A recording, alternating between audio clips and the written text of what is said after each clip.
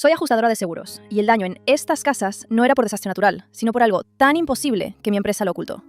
Parte 3. A partir de ese momento, mi investigación fue mucho más profunda. Me instalé temporalmente en la zona, para poder observar de cerca, hablar con la gente, sentir el ambiente. Y fue entonces cuando empecé a notar cosas raras. No eran daños físicos, al principio, sino sensaciones. Una especie de zumbido de baja frecuencia, que a veces juraba escuchar, pero que desaparecía cuando intentaba concentrarme. Dolores de cabeza inexplicables, que solo me daban cuando estaba en el perímetro de las casas afectadas, y que se iban tan pronto como me alejaba. Eran sutiles, ¿sabes? Lo suficiente como para que te preguntes si es tu imaginación, si estás cansada, o si simplemente es el estrés del caso. Pero se volvieron más frecuentes. Y luego, las interferencias electrónicas. Mi teléfono, que funcionaba perfectamente en cualquier otro lugar, a veces perdía la señal sin razón aparente en ese par de manzanas. La radio de mi coche, que de repente empezaba a emitir estática ensordecedora, incluso cuando no había ninguna torre de radio cerca. Mi grabadora de voz, que grababa ruidos extraños, como crujidos o chasquidos, incluso en habitaciones vacías. Al principio lo achacaba a todo, al sol, a cables viejos, a la luna, qué sé yo. Pero la repetición constante en esa misma área me hizo sospechar. ¿Había algo en el aire? ¿Alguna energía? ¿Alguna frecuencia invisible que afectaba no solo a las estructuras, sino también a mí y a mis dispositivos? Empecé a pensar en teorías locas, lo confieso. ¿Tecnología secreta?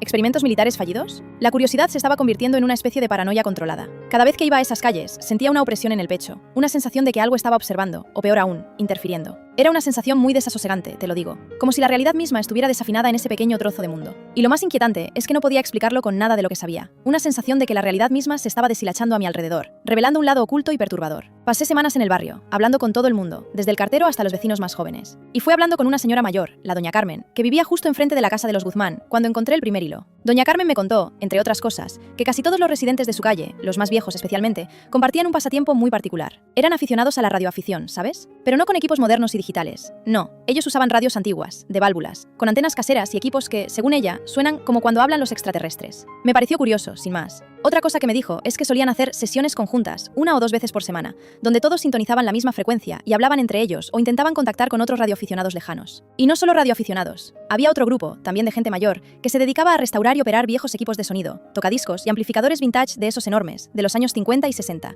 con sus válvulas de vacío y sus transformadores potentes. Y a veces los ponían a tope, según decían, para ver cómo sonaba la música de antes. La clave, pensé, era el simultáneamente. No era una radio aquí y un tocadiscos allá. Era una calle entera, o al menos varios puntos estratégicos, generando ondas de radio y vibraciones sonoras de baja frecuencia al mismo tiempo, durante horas, a veces días. Nadie pensaría nada de esto por separado. Son hobbies inofensivos, incluso nostálgicos. Pero la combinación, la persistencia, la proximidad, me dio un vuelco el estómago. ¿Podía ser eso? ¿Podía ser que esta actividad aparentemente inocente estuviera generando algo más que ruido o señales de radio? Empecé a sentir que estaba cerca de algo, de una verdad tan extraña que nadie la creería si la contaba. Y sí, ya me imaginaba las caras de mis jefes si les presentaba esta teoría, pero la verdad, por inverosímil que pareciera, estaba a punto de revelarse, cambiando todo lo que creía entender sobre los límites de lo posible.